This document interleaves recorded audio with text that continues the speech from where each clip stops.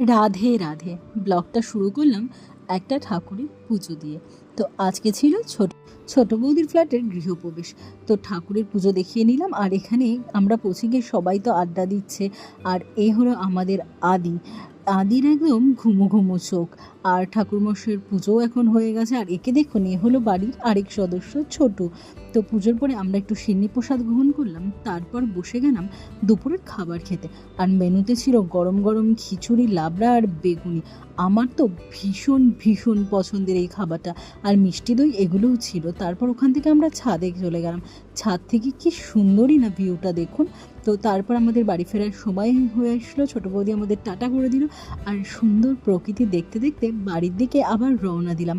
আজকের দিনটা খুবই মজা করে কাটালাম। আর কি সুন্দর ওয়েদার দেখুন। আর হঠাৎ ধুম করে নেমে গেল বৃষ্টি। তো আমার তো দারুণ লাগছিল। আর আপনারা জানাবেন কে কে আমার মতন খিচুড়ি খেতে ভীষণ ভালোবাসে।